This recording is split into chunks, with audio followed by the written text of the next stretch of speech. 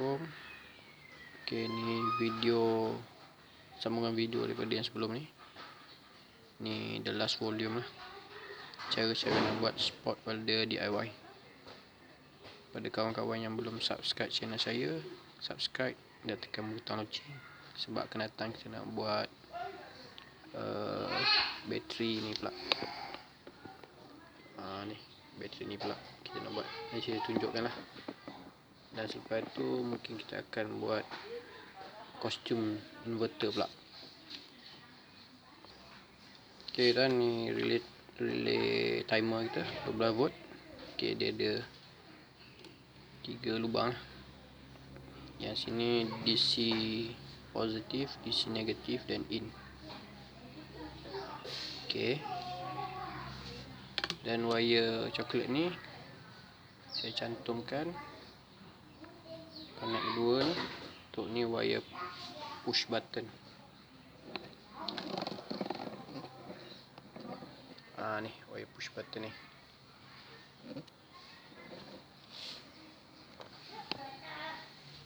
Okey, wire ni DC ni, bateri ni dengan push button ni kita gabung, kita masukkan kat DC positif.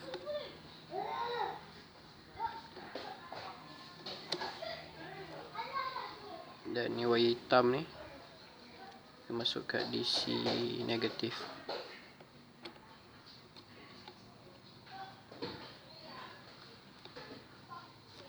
Okey, dan ni sebenarnya wire push button kita masuk kat in.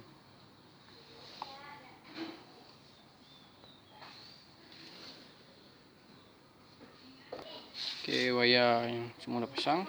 Kita cucuk ni bateri pula. Tengok dia fungsi tak. Okey. Fungsi untuk relay timer ni dia banyak setting ni. Daripada 1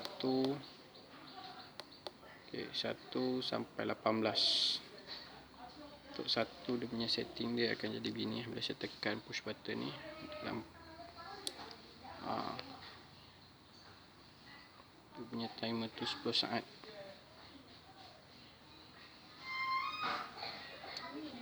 Okey, untuk real timer ni saya pakai setting 18.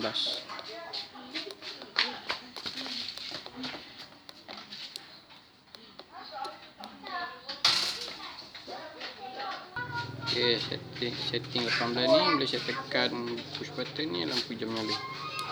Dia bunyi ada nyetek ni.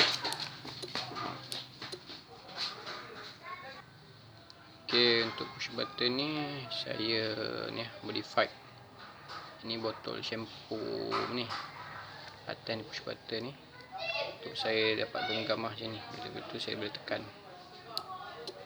Okey. Kabel ni untuk yang ni untuk kita api ni kita pakai ni konektor ni. Dia saya potong pendek, ada sederhana. Ni panjang. Okey. Pasang konektor kat ni dia akan jadi macam ni. Macam ni. Okey, spot welder kita dah boleh guna. Kalau ikan dia tak boleh lama sangat. Dia ikan 1 saat pun lama. Kalau lama sangat dia jadi macam ni. Saya tunjuk dia putuskan wire. Okey, cara guna dia senang je.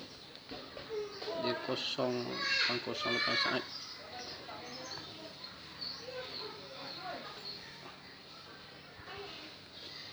Satu, dua, tiga.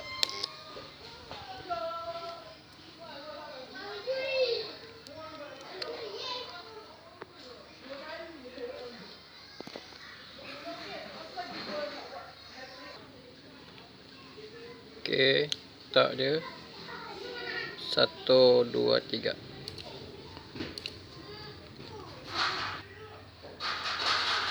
Sorry, 1,